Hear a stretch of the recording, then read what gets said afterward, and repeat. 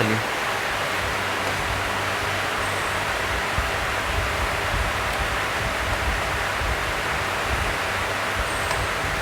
चलिए moment of inertia 3 चीज़ हो जाएगा, एक टॉर्क और दूसरा है एंगुलर मोमेंटम।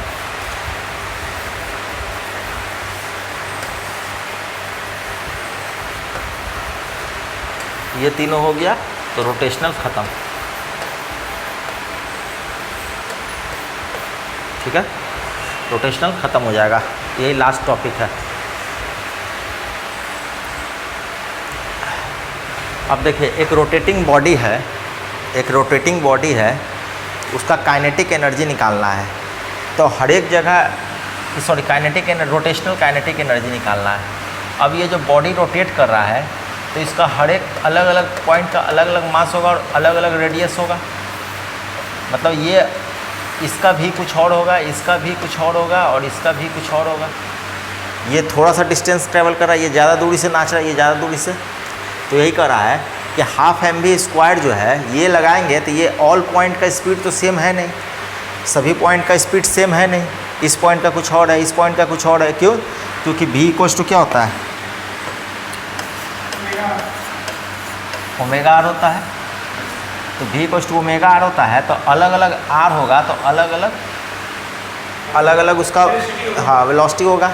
तो सबका सेम स्पीड नहीं है, तो इसलिए हाफ mv² हम इसमें लगा ही नहीं सकते, डायरेक्ट नहीं लगाएंगे। अब इसको ये जो लगाएंगे ये एलिमेंट्री फॉर्म में लगाएंगे। तो एलिमेंट फॉर्म में लगाएंगे यानी कि इसका dm लेते हैं, इस पॉइंट का लेते हैं, इस पॉइंट का लेते हैं, सब पॉइंट को हम लोग सम कर देते हैं। यानी कि dm और v की जगह क्या लिख देंगे, r ओमेगा का होल स्क्वायर। तो यहाँ पे हो गया half dm r² omega square. अब इसको इस काइनेटिक एनर्जी को, ये जो डिफरेंशियल काइनेटिक एनर्जी लिया है, मतलब एक एलिमेंट के लिए जो लिए हैं, इसको फिर हम लोग क्या करेंगे, इंटीग्रेट कर देंगे पूरे बॉडी के लिए। तब हमारा टोटल काइनेटिक एनर्जी आ जाएगा। अब देखिए यहाँ से इंटीग्रेट किया है, तो इंटीग्रेट किया है पूरा के लिए, तो मेरा काइनेटिक एनर्जी रिजिड बॉडी का आ जाएगा। तो रिजिड बॉडी का आएगा तो यहाँ पे dm जो है वो चेंज कर रहा है, r चेंज कर रहा है। तो यानी कि इसको एक जगह रख दिए इंटीग्रेशन के अंदर। ओमेगा कांस्टेंट रहेगा क्योंकि जो स्पीड है ओमेगा वो तो सबका पॉइंट का एक ही रहेगा, वो थीटा पे चेंज करता है। ओमेगा जो होता है कितना एंगल थीटा चला उस पर चेंज करेगा। ये भी उतना ही थीटा चलेगा, ये भी उतना ही थीटा चलेगा, जितना बड़ा ही बॉडी हो उतना ही थीटा चलेगा। ठीक है, तो ये तो थीटा के चेंज पे डिपेंड करता है। तो ओमेगा सबका कांस्टेंट रहेगा। तो अब जाके यहाँ पे इतना चीज़ चेंज कर रहा है। तो इस क्वांटिटी को हम लोग डिनोट करते हैं I से। I होता है मोमेंट ऑफ इनर्शिया, इसी को कहते हैं मोमेंट ऑफ इनर्शिया। यानी कि अलग अलग पॉइंट का एक बॉडी जैसे ले लेंगे, कोई भी एक बॉडी लेंगे, इसका एक्सिस ऑफ रोटेशन लेंगे, तो अलग अलग पॉइंट का अलग अलग मास और अलग अलग रेडियस आएगा। तो कंप्लीट बॉडी का निकालने के लिए हम लोग क्या फार्मूला लगाएंगे, I = r² dm लगा देंगे और ये इंटीग्रेट करके हम लोग फार्मूला निकाल लेंगे मोमेंट ऑफ इनर्शिया का। चलिए मोमेंट ऑफ इनर्शिया जो है इसका प्रॉपर्टी देखते हैं। तो ये क्या करता है, इनर्शिया वर्ड है। इनर्शिया हम लोग न्यूटन्स फर्स्ट लॉ में भी देखे थे। इनर्शिया क्या करता है, किसी भी चेंज को वो रोकता है, अपोज करता है। तो यहाँ पे किसको अपोज करेगा, तो रोटेशनल मोशन को अपोज करेगा। तो यानी कि एक रिजिड बॉडी का प्रॉपर्टी है जो कि रोटेशनल मोशन को अपोज करेगा। ये जो एक्सिस ऑफ रोटेशन के अबाउट, किस एक्सिस, जैसे ये एक रॉड ले लेंगे तो यहाँ पे मोमेंट ऑफ इनर्शिया इस एक्सिस के अलोंग कुछ और होगा, इसके अलोंग कुछ और होगा, इसके अलोंग कुछ और होगा। मतलब अलग अलग एक्सिस पे अलग अलग मोमेंट ऑफ इनर्शिया डिफाइन होगा। लेकिन ट्रांसलेशन में हम लोग देखते थे कि मास जो है वो चेंज नहीं करता था, हर जगह मास एम ही रख, तो उसमें क्या चेंज, लेकिन यहाँ पे मोमेंट ऑफ इनर्शिया चेंज करता है। ठीक है, तो ये इसलिए ये न्यूटन्स लॉ में हर जगह m डायरेक्ट हम लोग पुट करके बना लेते थे, लेकिन यहाँ पे ऐसा नहीं है। हम लोग को देखना पड़ेगा किस एक्सिस ऑफ रोटेशन के अबाउट वो m हम लोग I लिख रहे हैं। ठीक है, तो जो मास यहाँ ट्रांसलेटरी मोशन में और रोटेटरी मोशन, तो यहाँ पे ट्रांसलेटरी मोशन में होता है मास, तो यहाँ पे आएगा आई, यहाँ पे आएगा फोर्स, यहाँ पे आएगा टॉर्क, यहाँ पे आएगा मोमेंटम, यहाँ पे आएगा एंगुलर मोमेंटम। ये अलग अलग आते जाएगा, ठीक है। तो जिस तरह से ट्रांसलेटरी वेलोसिटी में मास जो काम करता है वही रोल प्ले करेगा moment of inertia rotational motion में, ठीक है। मास और रोटेशन मोमेंट ऑफ इनर्शिया में सबसे बेसिक फ़र्क ये है कि मास जो है वो इंडिपेंडेंट ऑफ एक्सिस, मतलब मास हर जगह सेम रहता है, बट मोमेंट ऑफ इनर्शिया जो है एक्सिस पे, रोटेटिंग एक्सिस पे डिपेंड करेगा, ठीक है। और फिर उसका ये भी डिपेंड करेगा कि उसका डिस्ट्रीब्यूशन कैसा है, एक्सिस ऑफ रोटेशन, शेप कैसा है, साइज कैसा है, डेंसिटी ऑफ मटेरियल कैसा है, इतना पे डिपेंड करेगा। लेकिन मास के साथ क्या है कि वो रेफरेंस एक्सिस पे डिपेंड नहीं करता है, चाहे आप चलती ट्रेन से देखिएगा या ट्रेन पे बैठ के या बाहर से ही देखिएगा, खेत में बैठ के देखिएगा, जो मास है वही मास रहेगा, मास चेंज नहीं करता है। लेकिन इसमें जो है आई जो है तो अलग अलग सिचुएशन में चेंज कर जाता है।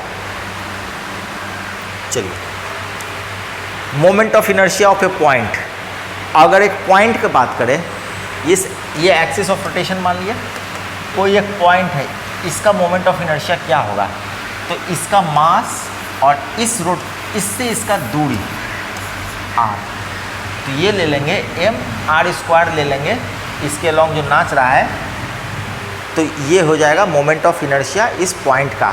यहाँ तक कि ये जो है ये 90 डिग्री है, ठीक है, ये 90 डिग्री है। लेकिन अगर यही पॉइंट है और ये एक्सिस ले लें, इससे गुजरता हुआ, तो इसका आई कितना होगा, moment of inertia, point mass है और इसी से गुजरता हुआ एक्सिस ले लें, तो इसका पॉइंट क्या हो जाएगा, इसका 0 हो जाएगा। क्यों? क्योंकि r इसमें 0 है तो आई भी 0 होगा, ठीक है।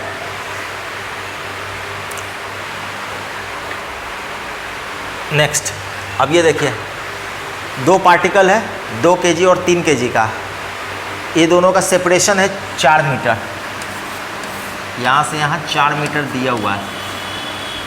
तो ये पूछ रहा है कि ए डैश अगर एक्सिस ऑफ रोटेशन है तो वहाँ क्या होगा moment of inertia, B dash अगर एक्सिस ऑफ रोटेशन है तो वहाँ मोमेंट ऑफ इनर्शिया क्या होगा, सी डैश है तो क्या होगा, और डी डैश है तो क्या होगा। तो डी डैश लेगा तो ये दोनों से गुजरता हुआ जा रहा है, तो डी डैश में तो हमेशा 0 हो जाएगा क्योंकि r 0 है।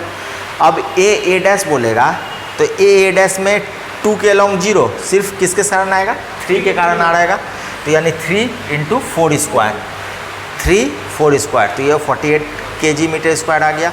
उसी तरीके से बी² के बी डैश के अलॉन्ग कहेगा तो इससे इसका दूरी कितना हो गया, 2, और इससे इसका दूरी 2, तो यहाँ पे लिख देंगे 2 2² + 3 2² 20 आ गया। फिर उसी तरह से सी डैश के अलॉन्ग कितना आ गया, 18 आ गया। तो देखिए 2 सिस्टम रखा हुआ था, 4 मीटर के दूरी पर 2 मास रखा हुआ था, सिर्फ 4 मीटर के दूरी पर, लेकिन अलग अलग एक्सिस ऑफ रोटेशन के लिए अलग अलग मेरा मोमेंट ऑफ इनर्शिया आया।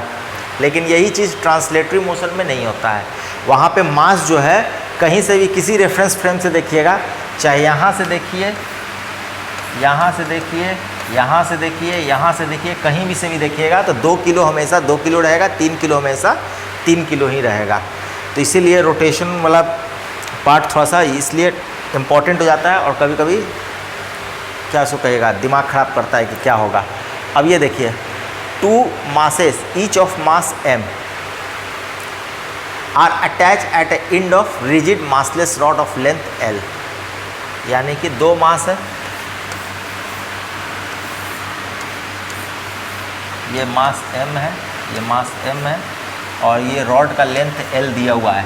The moment of inertia of the system about an axis passing centre of mass and perpendicular to the length. अब इसका सेंटर ऑफ मास का कंसेप्ट आ गया, तो सेंटर ऑफ मास पहले दोनों बॉडी का कहाँ पे होगा, मासलेस रॉड है, तो ये पहले इसका सेंटर ऑफ मास कहाँ पे होगा, बीच में होगा, और अगर दोनों अलग अलग रहता तब कितना पे होता? अलग अलग रहता तो हम ये फार्मूला लगा देते हैं m1d1 इक्वल्स टू, याद आ रहा है centre of mass, centre of मास, हाँ हाँ। तो यहाँ पे अब जो दोनों तो इक्वल है, तो ये फार्मूला लगाना नहीं है क्योंकि हाफ हो जाएगा। तो यहाँ से अब इसका दूरी कितना हो गया है l/2, इसका दूरी कितना हो गया l/2, तो इनर्शिया कितना हो जाएगा m l/2 का whole square plus m l/2 का होल स्क्वायर। कितना आ जाएगा आंसर? डी। अच्छा, ये आंसर आ गया। ये समझने में कोई दिक्कत?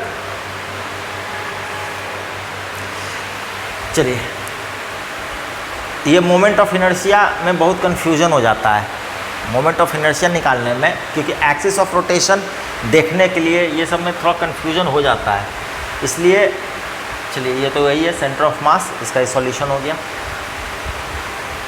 अब चलिए, मोमेंट ऑफ इनर्शिया कुछ कॉमन बॉडीज़ का आप लोग को याद रखना होगा। कुछ कॉमन बॉडीज़ हैं, जैसे कि रिंग, सेंटर से लॉन्ग बात कर रहे हैं। रिंग का अगर सेंटर से देखेंगे तो mr² हो जाएगा, लेकिन डिस्क मतलब हो गया कॉम्पैक्ट डिस्क, देखे हैं ना CD, ये डिस्क हो गया। रिंग क्या हो गया? ये करा जैसे है, ये रिंग हो गया। तो इसमें हो गया ये mr² है, ये mr²/2 हो जाएगा। हॉलो सिलेंडर mr², और सॉलिड सिलेंडर हाफ mr², यानी कि डिस्क और ये दोनों बराबर है, और यहाँ पे ये दोनों बराबर है। ठीक है, याद भी रखना होगा, क्योंकि क्वेश्चन में कभी देता है कभी नहीं भी देगा। अपने से नहीं देगा तो अपने से खुद आपको याद होना चाहिए क्या है। अब देखिए, रॉड का हमेशा याद, इतना क्वेश्चन बनाइएगा कि याद हो ही जाएगा। यहाँ से होगा तो ml²/12, और यहाँ से होगा तो ml²/3। उसी तरीके से राइट एंगल ट्राइंगल होगा तो यहाँ से हाफ 1/6 mb²। हॉलो रहेगा तो 2/3, हॉलो रहेगा तो 2/3, सॉलिड रहेगा तो 2/5। ठीक है, हॉलो रहेगा तो 2/3, सॉलिड रहेगा तो 2/5। अब देखिए, a solid aluminium sphere of radius r end moment of inertia I। ठीक है, एक सॉलिड अल्युमिनियम स्फीयर है, उसका मोमेंट ऑफ इनर्शिया I है और इसका रेडियस r है। ठीक है, अब बोल रहा है the moment of inertia about the central axis, वही है, इसी के अलॉन्ग पूछ रहा है जब r जो है वो चेंज होके हो जाए 2r, r चेंज होके 2r हो जाएगा, तो इनर्शिया चेंज होके कितना होगा, यही पूछ रहा है। इतना आसान रहता तो थोड़ी ना 2 टाइम्स आप बोल रहे, ऑप्शन भी नहीं है। बताइए, पहले I बराबर होता क्या है? इसमें कितना होगा? ये सॉलिड स्फीयर है, सॉलिड है, तो I बराबर कितना हो जाएगा?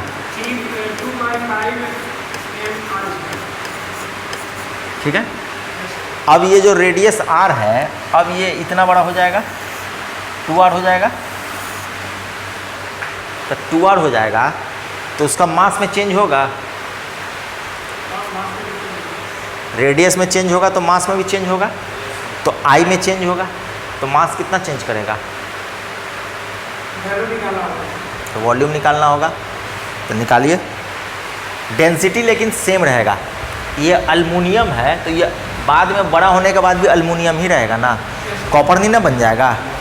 तो यानी कि दोनों सिचुएशन में वॉल्यूम सेम रहेगा, सॉरी डेंसिटी सेम रहेगा दोनों सिचुएशन में। तो डेंसिटी क्या होता है? मास पर यूनिट वॉल्यूम, यही ना होगा। तो पहले वॉल्यूम कितना था? पहले हम वॉल्यूम मान लेते हैं V बराबर 4/3, यही ना होता है वॉल्यूम V1, और V2 कितना हो गया 4/3 पाई, R की जगह कितना रख देंगे? 2r3, ये कितना हो गया 4/3 पाई, 2 टू जा 4 टू जा 8, यानी 8 टाइम्स इंक्रीज कर गया वॉल्यूम। तो 8 टाइम्स इंक्रीज कर गया, यानी कि ये हो गया 8v1। तो ये इसको मास को भी उतना ही टाइम्स बढ़ना होगा, क्यों? क्योंकि डेंसिटी मेरा, तो इसको होना पड़ेगा 8 टाइम्स m1। ये होगा तभी ना डेंसिटी सेम रहेगा। तो यानी कि मेरा मास कितना टाइम्स बढ़ गया? 8 टाइम्स। तो इसको यहाँ पे पुट कर दीजिए, 2/5। मास कितना टाइम्स हो जाएगा और रेडियस कितना हो जाएगा?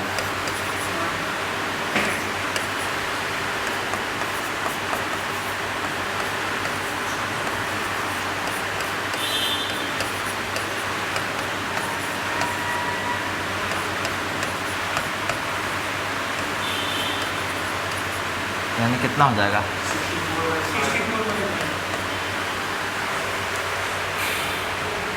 जो जिस फॉर्म में रहेगा आंसर वही ना देंगे, इस फॉर्म में है। समझ में आया? तो ये इसका आंसर हो गया। अब ये सब सवाल में कंफ्यूज मत कीजिएगा। आपका जो BCCLE में बस इसी टाइप का सवाल, ये तो मतलब बहुत एक्सट्रीम बता रहे हैं, ऐसा ही सवाल रहेगा, आएगा भी तो ऐसा ही सवाल रहेगा। चलिए, कुछ रेगुलर बॉडीज़ का हम बताए थे ना कि अलग अलग एक्सिस ऑफ रोटेशन होगा तो उसका अलग अलग मोमेंट ऑफ इनर्शिया होगा। जैसे एक सर्कुलर रिंग है, अगर सर्कुलर रिंग में अगर सेंटर से पास कराया जाए तो mr² होगा, लेकिन यही रिंग के डायमीटर से पास कराया जाए तो mr²/2 होगा। Any tangent in the plane of the ring, यानी कि ये जो है, जो डायमीटर है, अगर ये डायमीटर इसके टेंजेंट से पास कराया जाए तो इसका 3/2 होगा। लेकिन मतलब कि कैसे कहिएगा कि इसके इधर से, मतलब ये इसके प्लेन में है, ये इसके ऐसे हो गया, ये हो गया, लेकिन ये इसके परपेंडिकुलर है, ऐसे हो गया। ये जब परपेंडिकुलर हो गया टेंजेंट, तब मेरा क्या आ जाएगा? 2mr²। तो ये दो अलग अलग बातें हैं। एक इसके प्लेन में है तो 3/2 mr², और इसके परपेंडिकुलर है तो 2mr²। तो अलग अलग एक्सिस ऑफ रोटेशन था, तो अलग अलग मेरा मोमेंट ऑफ इनर्शिया आया। हालांकि ये चीज़ जो है, दो एक्सिस, दो थ्योरम है, वो दोनों अगर आप बढ़िया से जान लीजिएगा तो ये आप डिराइव भी कर सकते हैं। ये वही सब है, अलग अलग।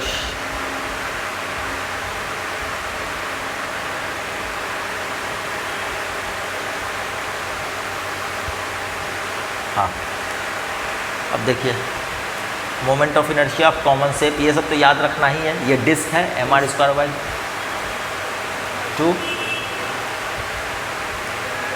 इसके बाद रेक्टेंगुलर प्लेट है, इसका हो जाएगा ma², मतलब इसके यहाँ से पास कर रहा है। अब आप जो है इसको आराम से दो थ्योरम है वो पढ़ लीजिएगा, तो आप इसको किसी भी शेप का निकाल लीजिएगा। देखिए, पहला है parallel axis theorem. Parallel axis यानी एक एक्सिस के पैरेलल कुछ आ जाए तो उसके थ्योरम में क्या लगाएंगे। तो देखिए, इसका कह रहा है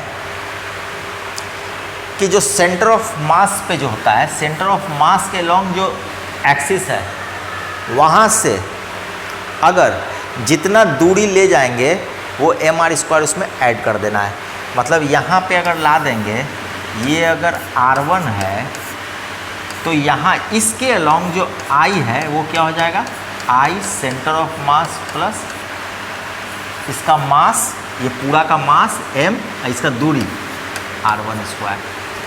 लेकिन इसी को अगर यहाँ पे ला देंगे और इसको कह देंगे ये r2 है, इसके अलॉन्ग I कितना हो जाएगा? ICM plus m r2²। ठीक है, उसी तरीके से यहाँ कहीं ला दीजिएगा, ये अलग रेडियस है, इससे इसका दूरी r3 है, तो इसका I कितना हो जाएगा? ICM centre of mass plus m r3 का होल स्क्वायर, जहाँ की m क्या है? इसका मास ऑफ बॉडी है। ठीक है, तो आप जो है यहाँ रखिए, यहाँ रखिए, यहाँ रखिए, यहाँ रखिए, कहीं भी एक्सिस जो है शिफ्ट करते जाइएगा, मोमेंट ऑफ इनर्शिया उसके अलॉन्ग आते चला जाएगा। ठीक है, मोमेंट ऑफ इनर्शिया हम लोग इसको लाते चले जाएंगे। अब जैसे कि एक देखिए,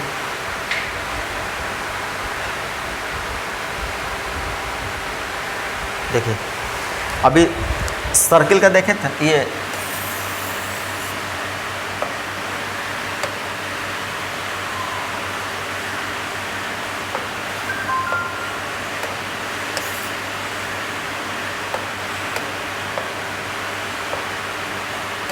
अब देखिए ये इसका हम लोग देखे थे, इसका क्या था, यहाँ से रिंग का क्या था, हाँ इसका यहाँ से क्या था, ये था, ठीक है। अब ये रिंग क्या है, इसका परपेंडिकुलर है, ऐसे गुजरा है। मान लीजिए इसको जो है अब यहाँ से गुजार देंगे, ठीक है। तो यहाँ से जब गुजारेंगे तो कितना रेडियस शिफ्ट हुआ, मतलब कितना डिस्टेंस शिफ्ट हुआ, आर हुआ। तो ये जो यहाँ पे जो आई होगा, तो ये आई बराबर लिख सकते हैं I centre of mass M R square. तो सेंटर ऑफ मास पे कितना था, एम आर स्क्वायर प्लस ये एम आर स्क्वायर, ये रेडियस आर है।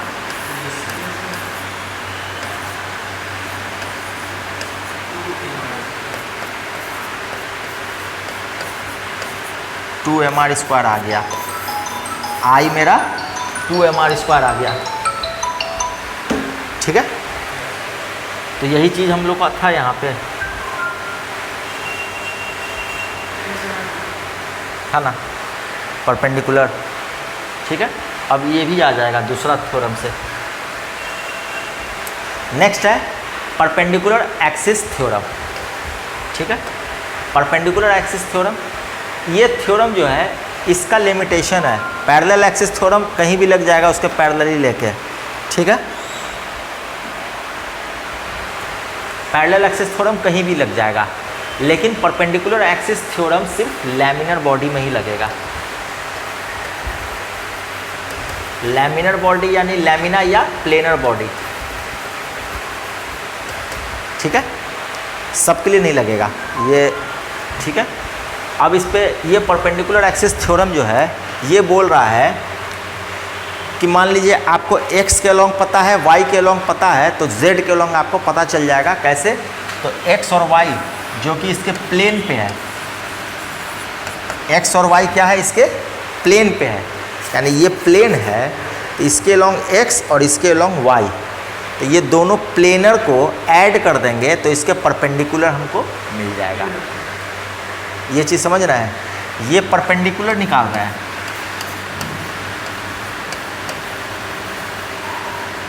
इसीलिए इसका नाम भी है परपेंडिकुलर एक्सिस थ्योरम। लेकिन ये दोनों जो है ये क्या है, प्लेन पे है, यानी x और y प्लेनर को ऐड कर दें तो हमको क्या मिल जाएगा, परपेंडिकुलर मिल जाएगा। तो ये लगाने के लिए थोड़ा सा ट्रिकी होना होगा, ऐसा ही नहीं सोच लीजिएगा। अब इसी चीज़ को अगर यहाँ पे लगा देंगे,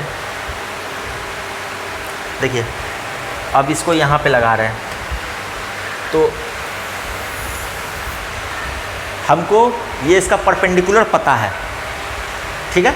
तो परपेंडिकुलर पता है तो इसके प्लेन पे एक ये प्लेन ले लेंगे, एक ये प्लेन ले लेंगे। मान लीजिए इसको आई एक्स कह दिए, इसको आई वाई कह दिए, इसके प्लेन पे है, ठीक है।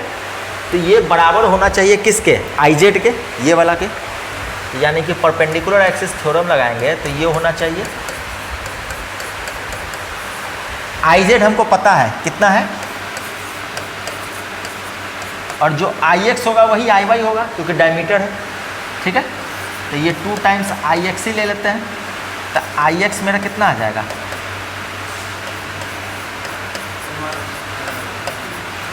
यानी कि डायमीटर के अलोंग लेंगे तो ये मेरा आ जाएगा एम आर स्क्वायर बाई 2 आ जाएगा, ठीक है। डायमीटर के अलोंग लेंगे तो मेरा कितना आ जाएगा, एम आर स्क्वायर बाई 2 आ जाएगा। ये चीज़ देख लेते हैं यहाँ पे, देखिए any diameter M R square by 2 है ना। अब इसी में इसी में हमको एक डायमीटर का तो पता चल गया, अब इस डायमीटर को यहाँ शिफ्ट कर दें, पैरेलल एक्सिस थ्योरम लगा दें, यहाँ शिफ्ट करेंगे तो ये I4 मान लीजिए, तो I4 क्या आएगा, I4 मेरा हो सकता है IX plus M R square. IX हमको कितना मिला, MR²/2 प्लस MR स्क्वायर, ये कितना हो गया 1.5 यानी 3/2, ये हो गया। ये है, देखिए 3/2 आ गया ना, ये आ गया।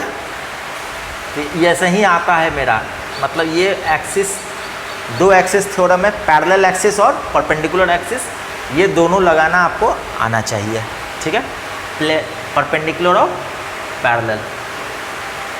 अब चलिए कुछ ये दो एक्सिस थ्योरम और कंसेप्ट कुछ बॉडी का याद है, जैसे कि स्फेयर का याद है, रॉड का याद है, डिस्क का याद है, इतना का याद है, और एक रेक्टेंगल या इस रेक्टेंगल का याद कर लीजिएगा, काफ़ी है, इतना से सवाल बन जाएगा।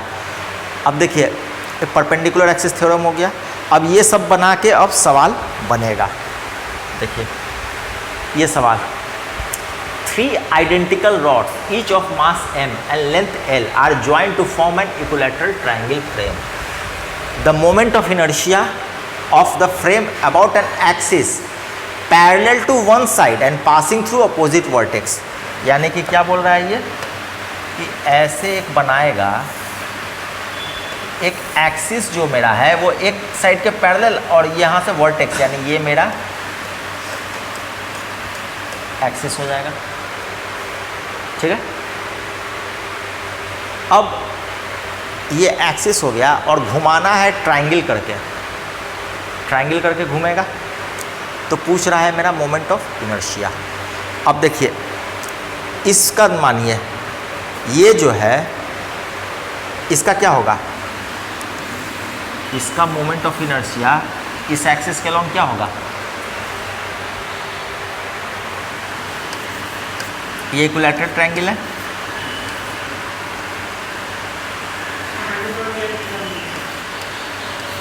बोलिए, BC का इस एक्सिस के अलॉन्ग, मान लीजिए ये एक्सिस OO डैश है, तो OO डैश के अलॉन्ग इसका क्या हो जाएगा, तो ये दूरी, जो भी ये दूरी बनेगा,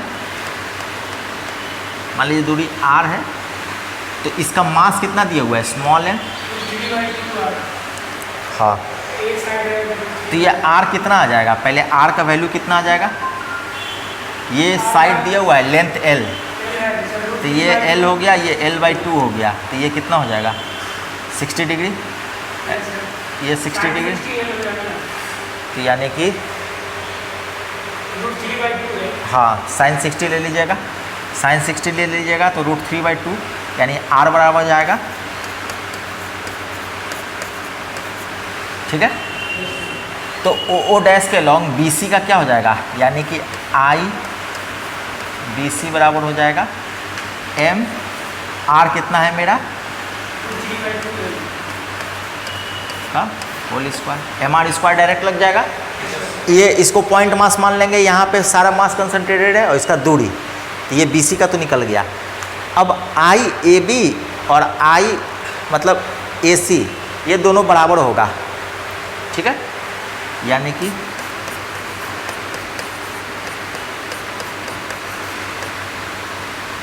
ये दोनों तो बराबर होगा, बेंड है लेकिन नाचेगा वही। अब जो है इसका लेंथ है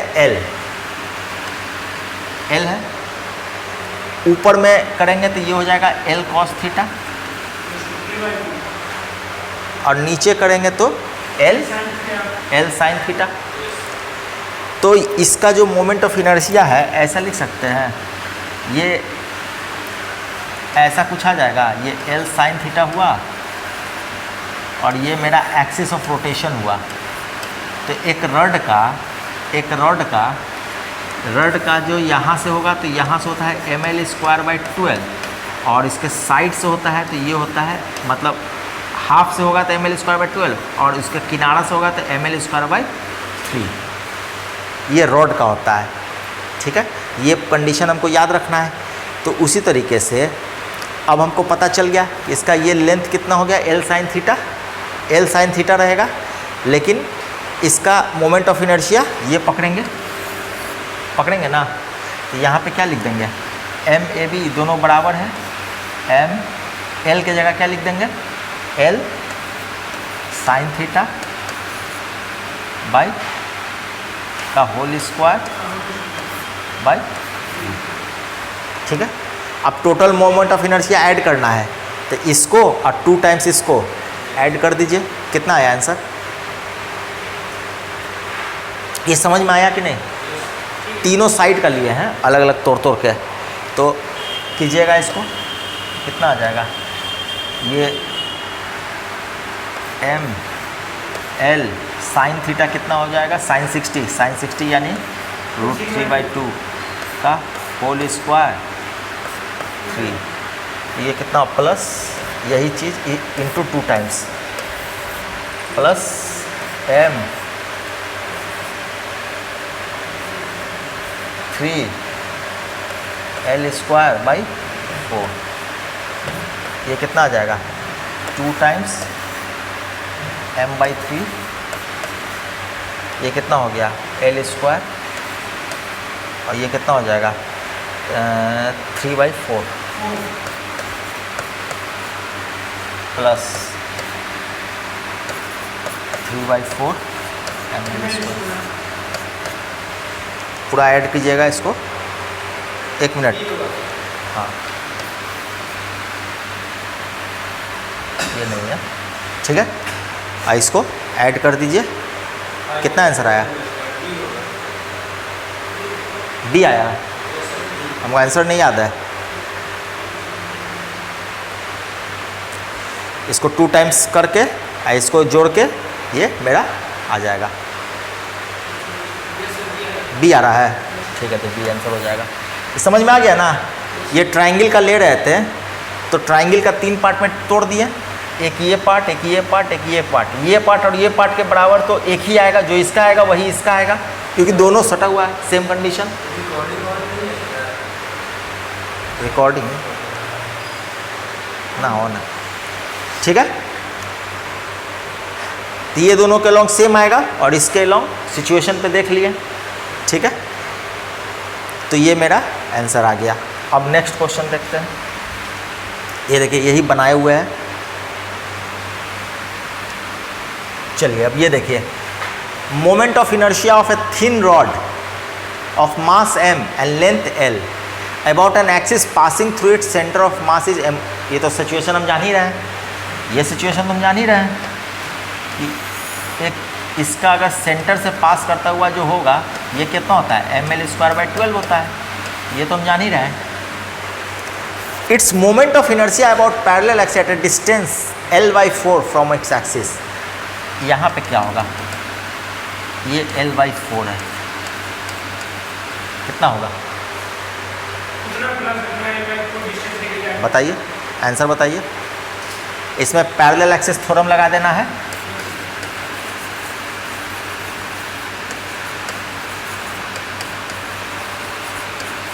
पैरेलल एक्सिस थ्योरम लगा देंगे तो कितना हो जाएगा, I बराबर ICM प्लस M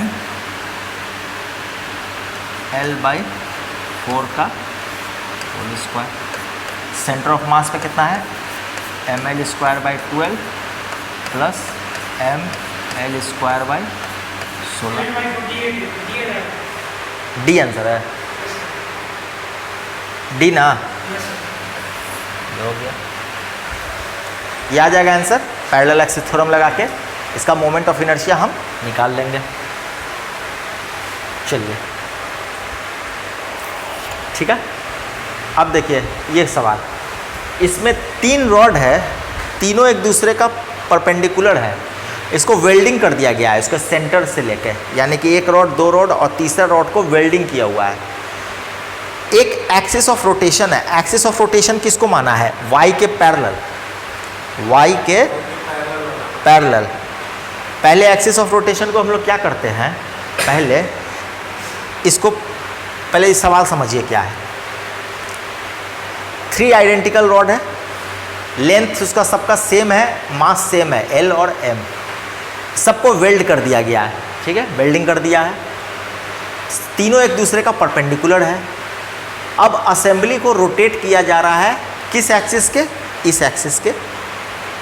अब पूछ रहा है moment of inertia of this structure, moment of inertia इस स्ट्रक्चर का पूछ रहा है। तो मोमेंट ऑफ इनर्शिया जब पूछ रहा है तो सबसे पहले एक्सिस ऑफ रोटेशन को ये ना मान के एक्सिस ऑफ रोटेशन को वाई पे मान लीजिए, फिर शिफ्ट कर देंगे।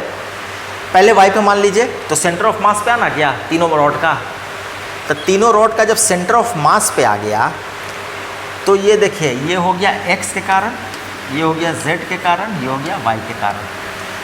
तो मोमेंट ऑफ इनर्शिया जो आएगा रॉड से गुजर रहा है, यानी कि ये किससे गुजर रहा है, y से गुजर रहा है। तो I बराबर हो जाएगा ix plus iy plus iz। अब बताइए iy कितना होगा, नहीं iy जो है, अब ये रॉड है, ये रॉड है और यही ये मेरा एक्सिस ऑफ रोटेशन है, तो क्या हो जाएगा, 0 हो जाएगा। तो ये मेरा 0 हो गया। तो यहाँ पे सिर्फ और सिर्फ किसके कारण आया, Ix और Iz के कारण, और ये Ix और Iz क्या है, परपेंडिकुलर है, इसके कारण कितना होगा ml²/12, और इसके कारण कितना होगा ml²/12। तो I जो है ये सेंटर ऑफ मास पे ही है, रॉड के सेंटर ऑफ मास पे है हम लोग, तो I बराबर क्या हो गया, ml²/6 आ गया। अब जो है इस सिस्टम को अब हम लोग शिफ्ट कर देते हैं, शिफ्ट कर दिए। तो जब शिफ्ट करेंगे तो ये हो गया ICM, ये ICM आ गया, सेंटर ऑफ मास के कारण आया ना। अब जो है इसको शिफ्ट किए, शिफ्ट कितना किए, L/2 दूरी किए, L/2 दूरी किए ना। तो I बराबर क्या हो जाएगा, ICM प्लस M कितना, M, यहाँ M जो है, ये जो M है ये पूरे सिस्टम के कारण है, सेंटर ऑफ मास पे नाम लोग हैं, और इसका दूरी L/2 का होल स्क्वायर। अब ये जो M है, this M is nothing but 3M, 3 rod के कारण है मैं ना, 3 रॉड के कारण है। तो अब इसमें हम लोग इसको लगा देते हैं, तो I बराबर कितना हो जाएगा, ICM कितना है ml²/6 प्लस ये कितना हो जाएगा 3ml²/4। कितना आंसर आ गया, नीचे में तो 12 आ जाएगा, 2ml² प्लस 3 3 जा, हाँ कितना आंसर आ गया, डी आ गया। ये सवाल समझ में आया, ये सवाल सिर्फ हमको ये बताता है कि पैरेलल एक्सिस को इधर उधर किसी भी पैरेलल के साथ नहीं करेंगे, ऑलवेज सेंटर ऑफ मास को हम लोग शिफ्ट करेंगे, सेंटर ऑफ मास को शिफ्ट करेंगे। ये ना कि हमको यहाँ पे पता चल गया तो यहाँ का पता करने चले जाएंगे, ऐसा नहीं है, इसका लिमिटेशन है। आपको जो पता होना चाहिए उसका सेंटर ऑफ मास पे क्या है, यानी उस बॉडी का सेंटर ऑफ मास कहाँ कंसंट्रेटेड है, ये आपको पहली बात पता होना चाहिए, और उसके अलावा आपको देखना होगा। ये सवाल बहुत अच्छा था, ये यहाँ तक आया है, ये देखिए, ये सेंटर ऑफ मास के कारण है, ये एक्सिस उसको शिफ्ट किया, ये अच्छा, ये फ़ोटो थोड़ा कम हो गया। ये पहले एक्सिस था सेंटर ऑफ मास से गुजरता हुआ, और बाद में एक यहाँ से कितना दूरी पे L/2 दूरी पे इसको शिफ्ट किए, तो यही चीज़। अब यहाँ पे जो शिफ्ट किए तो ये जो सेंटर ऑफ मास था ये किसके का, इसका क्या करेंगे 3m के कारण आया, 3 बॉडी सिस्टम था तो 3m ले लेंगे, यहाँ से आंसर आ जाएगा। ये समझ में आया? बस ऐसा ही मोमेंट ऑफ इनर्शिया का यही सब सवाल ही रहेगा। ये सब बहुत अच्छा सवाल है।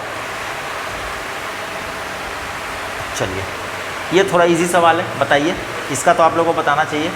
सॉलिड स्फेयर है, सॉलिड स्फेयर है तो पहले ये बताइए कि सॉलिड स्फेयर का मोमेंट ऑफ इनर्शिया कितना होता है।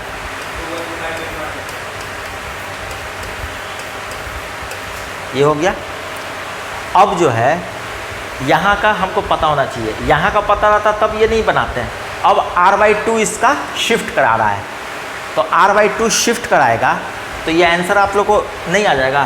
पैरेलल एक्सिस थ्योरम लगा, हाँ ये हमको पता है सेंटर ऑफ मास, तो I बराबर ICM प्लस m, और ये कितना है r/2 का होल स्क्वायर।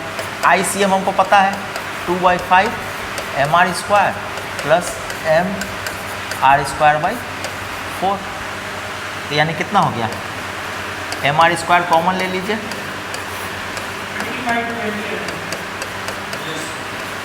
यानी कितना हो जाएगा 5 चौक 20,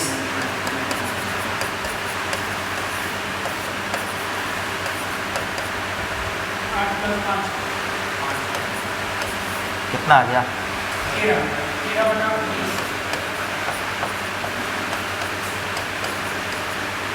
ये मेरा आ गया, ये निकल जाएगा ना। अब इसको निकालने में कहीं कोई दिक्कत? दूसरा सवाल देखते हैं। ये जो है एक रिंग का उसके डायमीटर के लॉन्ग करा, ये हम लोग शायद अभी निकाल चुके हैं, डायमीटर के लॉन्ग वाला ये निकाल चुके हैं। ये रहा डायमीटर के लॉन्ग, डायमीटर के लॉन्ग ये आया था, ये डायमीटर नहीं ये टेंजेंट के लॉन्ग आया था, डायमीटर के mr²/2। कोई दिक्कत? तो इसका हम लोग डायरेक्ट आंसर लिख देते हैं।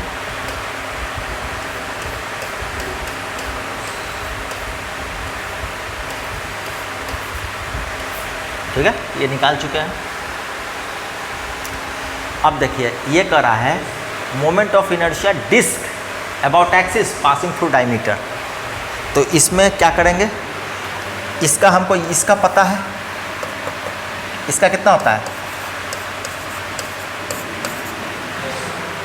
यही ना होता है। अब हमको IZ पता है तो हमको IX प्लस IY नहीं पता चल जाएगा, तो मेरा ये दोनों बराबर है तो 2IX लिख देते हैं। ये कितना दिया हुआ है mr²/2, देयरफॉर IX कितना हो जाएगा, ये क्या हुआ डायमीटर के लॉन्ग,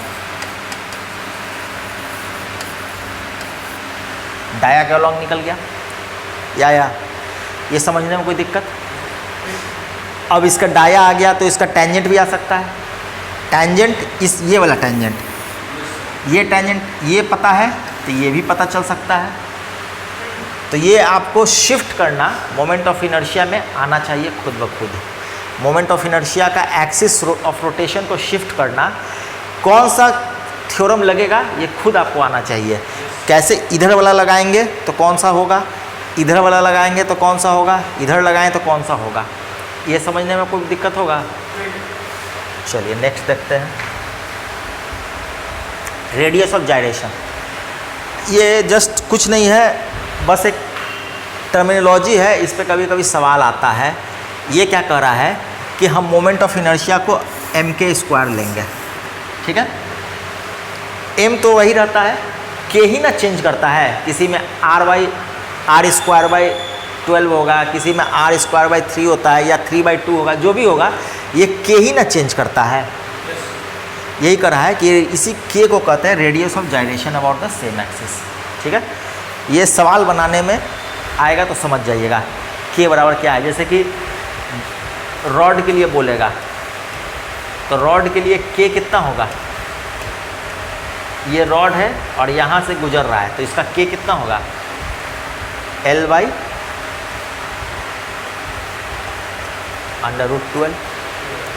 ml²/12 होता है ना, तो ये कितना हो जाएगा, K कितना हो जाएगा इसका, L/√12। उसी तरह से ये अगर रिंग है, तो रिंग है इसके लिए K कितना हो जाएगा, R हो जाएगा, सिर्फ mr² होता है। उसी तरीके से ये डिस्क है, तो उसका क्या होता है, mr²/2 होता है, तो इसके लिए हाँ, इसके लिए क्या हो जाएगा, R/√2। ये समझ गया ना, K अलग अलग होते चला जाएगा। ये सवाल जब एक छोटा मोटा ऐसे सवाल पूछता है, बस वहाँ पे K क्या होगा दिखा देना है। चलिए, ये एक सवाल है, 4 स्फीयर है, 4 स्फीयर है ऑफ डाया 2a, यानी कि रेडियस a। देख रहे हैं यहाँ डायमीटर दिया है, रेडियस नहीं देता है। Mass m are placed with their centre on the 4 corner of a square of side b। ठीक है, रख देते हैं। 1 2 3 4, इसको मिला दीजिए, ये हो गया B।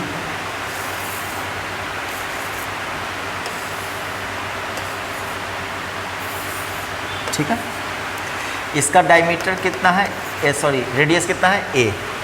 अब कह रहा है moment of inertia of the system about an axis along one side. मान लीजिए ये मोमेंट ऑफ इनर्शिया इसके अलोंग पूछ रहा है, इसके अलोंग मोमेंट ऑफ इनर्शिया पूछ रहा है। इसको मान लीजिए 1 2 3 4 हो जाएगा। अब मोमेंट ऑफ इनर्शिया इसके लिए पूछ रहा है, इसके लिए पूछ रहा है, तो एक एक करके हम लोग निकालते चल जाएंगे, एक एक करके निकालते चले जाएंगे।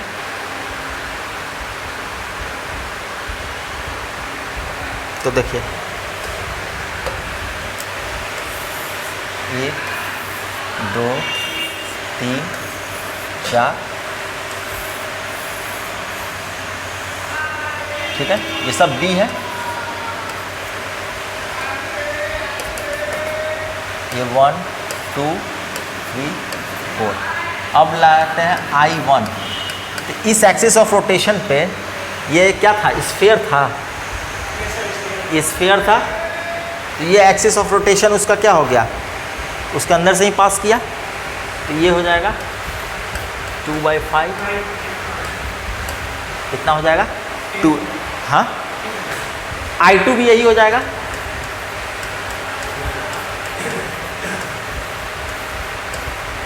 ठीक है, I3 मेरा क्या हो जाएगा, I3 हो जाएगा, पहले I सेंटर पे, I सेंटर पे कितना होगा, और ये सेंटर का कितना दूरी से शिफ्टिंग हुआ,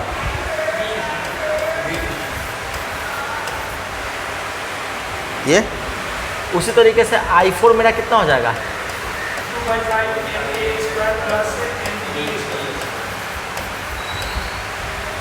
अब हमको पूरा सिस्टम का निकालना है, तो ऐड कर देंगे। तो ये क्या आ जाएगा, I बराबर 1 2 3 4 4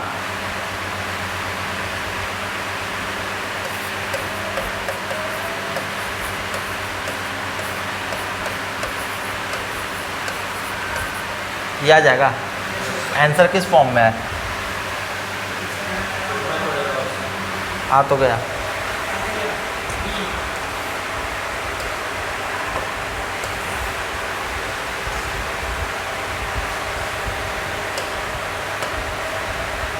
इसी को आप क्या लिख सकते हो, 4 2 8।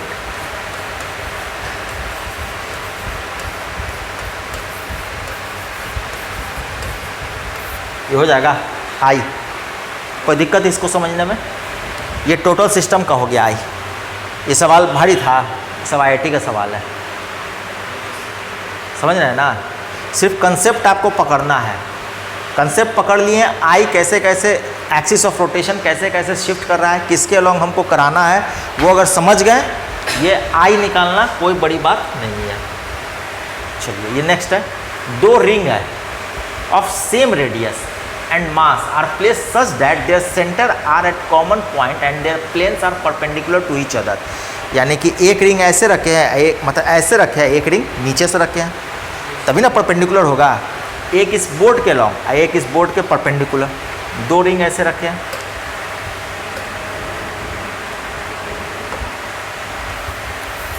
एक ऐसे, एक ऐसे, यही ना होगा, दो रिंग का। हाँ, the moment of inertia of A system about an axis, अब देखिए एक्सिस को डिफाइन कर रहा है, about an axis passing through the centre, इसी सेंटर से पास कर रहा है, लेकिन ये सेंटर से पास कर रहा है perpendicular to the plane of one of the ring. किसी एक के परपेंडिकुलर है, दूसरे के परपेंडिकुलर नहीं है।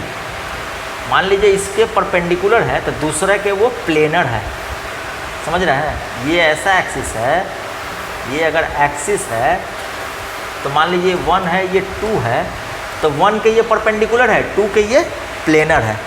क्योंकि किसी एक के अगर बोलता कि परपेंडिकुलर टू बोथ, तो मेरा ये कुछ ले लेते हैं, दोनों को परपेंडिकुलर, समझ रहे हैं बात को। तो अब पूछ रहा है मेरा मोमेंट ऑफ इनर्शिया, तो यानी कि मेरा दो सिचुएशन बना, आई जो है, अब दो सिचुएशन बना, एक बना इसके और दूसरा सिचुएशन बना ये, दो सिचुएशन बना। तो रेडियस वाला कितना होता है रिंग का? हाँ, इसके कारण हो जाएगा mr²/2, इसके कारण हो जाएगा mr²। यानी कि ये जो मेरा आई आएगा, दोनों को ऐड कर देंगे, mr²/2 प्लस mr²।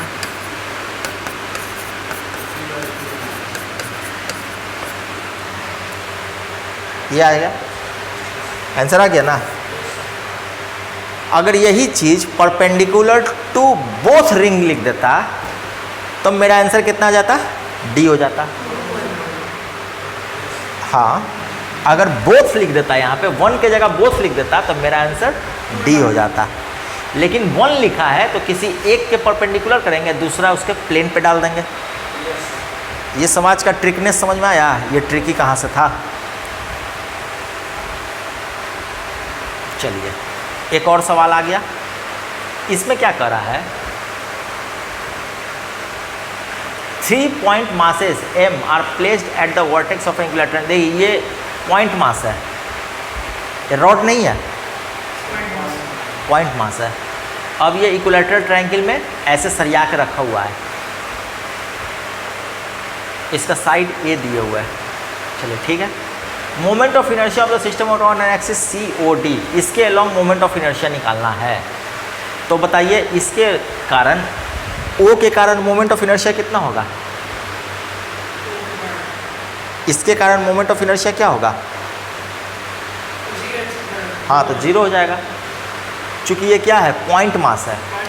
स्फीयर रहता तो 2/5 mr² लेते हैं, लेकिन ये स्फीयर नहीं है, पॉइंट मास है, तो इसका 0।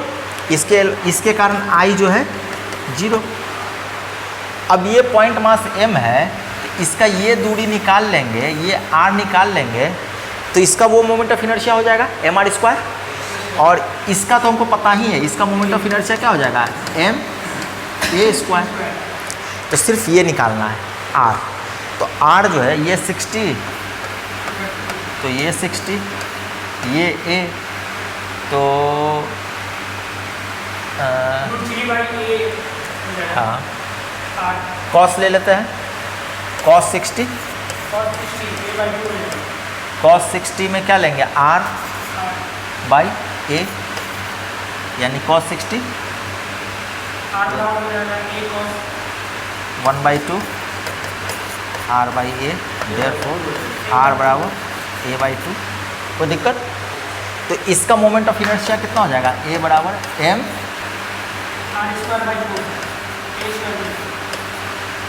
ये ना हो जाएगा। तो इसका क्या हो जाएगा, यानी टोटल का आई कितना हो जाएगा, ma² प्लस ma², यानी कि 5/4। भारी था, बताइए ये समझ में आया कि नहीं? बढ़िया से मोमेंट ऑफ इनर्शिया समझ गए तो टॉर्क और ये एंगुलर मोमेंटम उड़ा दीजिएगा, लेकिन मोमेंट ऑफ इनर्शिया को समझना।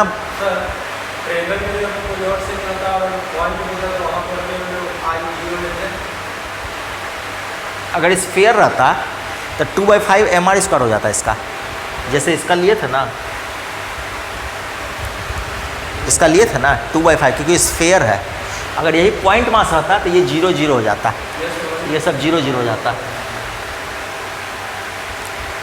ठीक है, तो यहाँ पे 5/4 हो जाएगा। अब नेक्स्ट देखते हैं। अब ये करा a thin rod of length L, एक रॉड था L लेंथ का, उसको बेंड कर दिया। ठीक है, इसको बेंड कर दिया, हाँ, मिड पॉइंट से at an angle 60 degree. The moment of inertia of the rod about an axis passing through O axis perpendicular to the plane of the rod will be. अब देखिए, अगर इसके कहता ऐसे लेता तो ये वाला सवाल हम लोग बनाए हैं बहुत देर पहले, ये L/2 cos थीटा लेते हैं। लेकिन इस समय क्या कर रहा है कि ये परपेंडिकुलर है, मतलब ऐसे है, समझ रहे हैं ना। अब इसके प्लेन में नहीं है, ये जो एक्सिस है ये वाला एक्सिस नहीं है, ये एक्सिस लेते तो इसको प्लेन में लेते हैं। तो इसका सवाल हम लोग यहाँ पे बनाए थे, ये वाला जो सवाल था,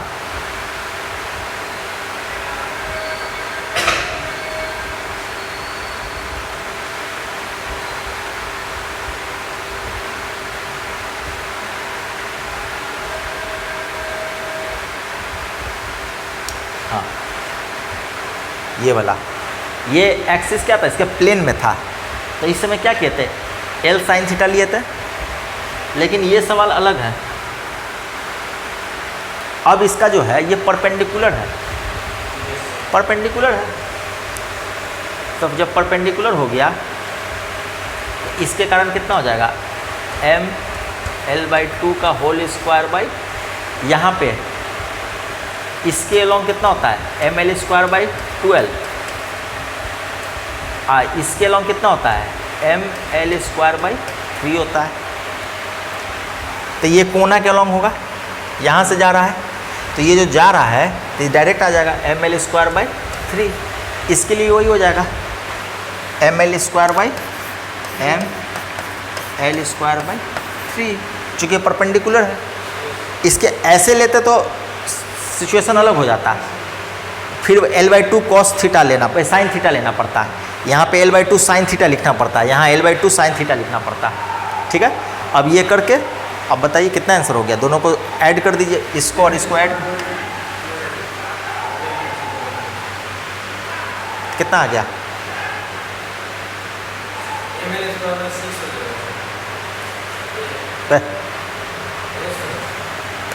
ये कितना हो गया, mL²/4 थीटा।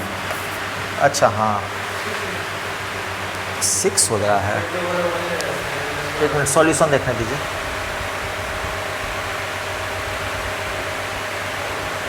अच्छा,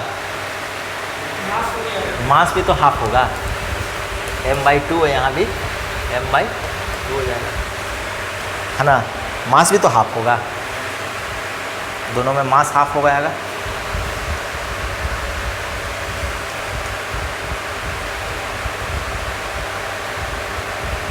ठीक है, इसका आंसर ये हो गया। अब ये सवाल बनाने से हमको क्या पता चला, हमको ये पता चला कि ये रॉड है, रॉड के परपेंडिकुलर जो लेते हैं वो लेते हैं mL²/12।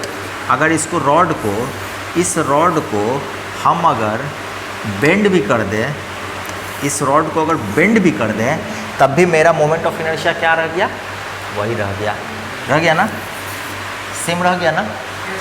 तो इस सवाल से हम लोग ये निकालते हैं कि एक रॉड के सेंटर से जो लेते हैं वो लेते हैं परपेंडिकुलर, ml²/12, और ये ml²/12 अगर ये रॉड को हम बेंड भी करेंगे तो मेरा वही रहेगा।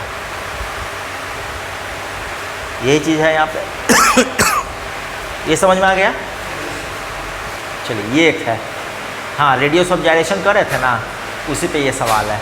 The ratio of radii of gyration of circular disc to that of circular ring, each of same mass and radius around their respective axis. तो सबसे पहले डिस्क का कितना होता है? डिस्क का कितना होता है? और रिंग का कितना होता है? इसको लिखिए mk²। तो यहाँ से k1² लिखिए। तो यहाँ से k1 का वैल्यू कितना आएगा? r/। इसको लिखिए mkt²। तो यहाँ से k2 का वैल्यू कितना आ गया? r। तो k1/k2 कितना हो गया? r/√2/। तो ये कितना हो जाएगा? 1:√2। तो क्या आ जाएगा आंसर? आ जाएगा डी आ जाएगा आंसर इसका। नहीं, डिस्क बाई रिंग है ना। हाँ, डिस्क बाई रिंग बोल रहा है, ठीक है। रिंग बाई डिस्क बोलेगा तो ये उल्टा हो जाएगा। ये थोड़ा सा ध्यान रखना है, सब चीज़ सवाल बनाने के बाद ये वाला पे कंफ्यूज मत होइएगा। ये समझ में आया कि नहीं? अब चलिए ये एक है।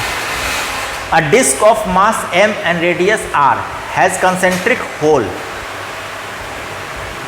लीजिए होल कर दिया जी, of radius r, its moment of inertia about an axis through centre and normal to its plane is.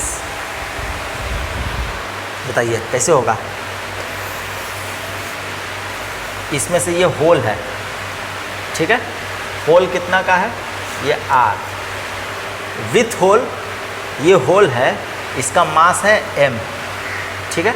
मान लीजिए इसका मास m1 ले लेते हैं, इस होल का मास ले लेते हैं m2। इसका रेडियस क्या है? r। इसका रेडियस क्या है? कैपिटल R, ठीक है। ये दोनों को मिला के जो पूरा सर्किल बनेगा उसका मास ले लेते हैं m, यानी कि m बराबर m1 प्लस m2, यानी कि जो मेरा m1 जो दिया हुआ है, m जो दिया हुआ है, ये m1 दिया हुआ है, ये बराबर क्या हो जाएगा? m माइनस ये मेरा दिया हुआ है, ठीक है। अब इसमें मोमेंट ऑफ इनर्शिया पूछ रहा है। ये सवाल थोड़ा ट्रिकी है। 2/5 mr² डायरेक्ट डिस्क है ना, तो mr²/2 जो है डायरेक्ट नहीं लेंगे, पहले पूरा का ले लेते हैं, उसमें से ये ले लेते हैं और घटा। इसका कितना हो जाएगा? इस पूरे के लिए कितना हो जाएगा मोमेंट ऑफ इनर्शिया? इसके लिए क्या हो जाएगा?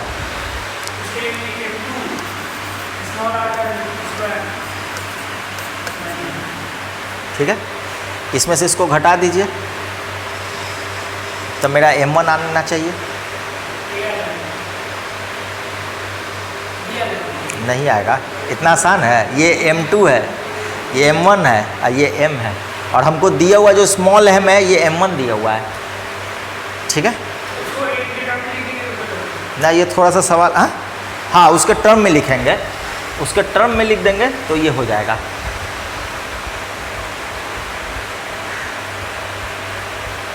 यानी कि इसको कंसेंट्रिक, यानी कि उसका सेंटर एक है, कंकरेंट यानी कि एक ही लाइन पर, हाँ उसी तरह कंसेंट्रिक यानी सेंटर कंकरेंट है, मतलब वही सेंटर एक ही जगह पे है। ये m की जगह क्या लिख सकते हैं?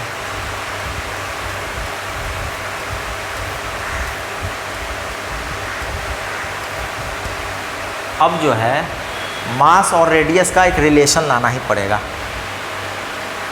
m2 r के बराबर है और कैपिटल R के बराबर है, तो ये दोनों को जो हटाएंगे तो हमको एक m और r में रिलेशन लाना होगा। तो m और r में रिलेशन किससे आएगा?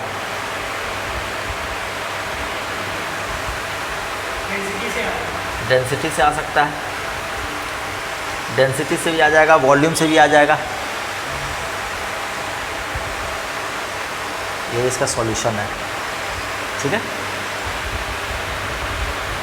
ये हो जाएगा m1 directly proportional to r square. तो यहाँ से ये ले लिया है, m1 और m2 में रिलेशन ला दिया, पुट कर दिया, ठीक है। डिस्क विथ होल, सिर्फ होल, कंप्लीट डिस्क,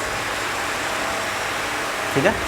ये हमको m दिया हुआ है, m दिया हुआ था, जिसको हम m1 लिए थे, इसको m2 लिए थे और इसको कैपिटल M लिए थे, ठीक है। तो वही m1 माइनस m2 को m लिया है और ये रिलेशन ला दिया।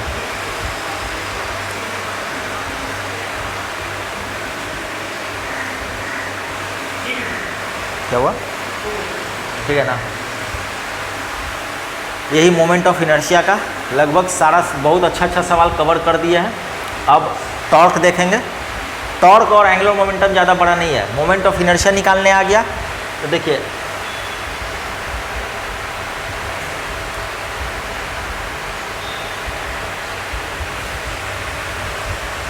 अब जैसे देखिए फोर्स बराबर हम लोग क्या लिखते थे,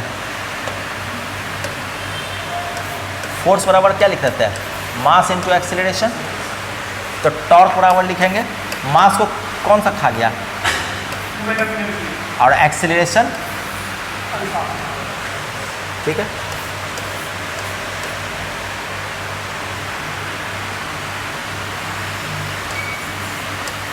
और इसको F बराबर क्या लिख सकते हैं, rate of change of momentum. उसी तरह से टॉर्क बराबर हो जाएगा rate of change of angular momentum. Just जो इसमें है वही इसमें चलाते जाएगा, जो इसमें है वही इसमें आते चला जाएगा। और अगर एक्सटर्नल, अब इसमें से क्या कहते हैं, अगर एक्सटर्नल फोर्स 0 हो जाता था तो P1 इक्वल टू P2 हो जाता था। इसको क्या कहते थे, कंजर्वेशन।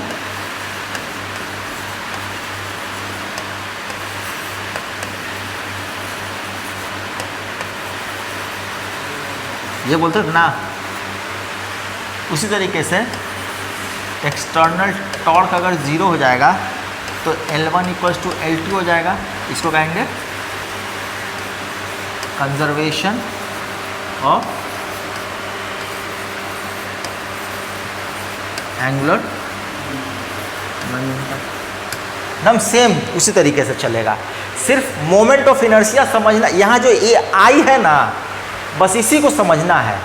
आई समझ गए ना तो फिर ये सब चीज़ आपका पढ़ा हुआ है सिर्फ। और अब तीसरा एक चीज़ लगाएंगे जहाँ पे एक कंडीशन आएगा, जहाँ ट्रांसलेशन प्लस रोटेशन दोनों आ जाएगा साथ में। इसको कहते हैं रोलिंग। जहाँ की एक बॉडी जो है ऐसे भी मुड़ रहा है और आगे भी बढ़ रहा है, आगे भी बढ़ रहा है और घूम भी रहा है, जो साइकिल का चक्का ये सब। तो ये होता है रोलिंग। अब रोलिंग में 3 केस आएगा, rolling without slipping, so 2 case, rolling without slipping, rolling with slipping.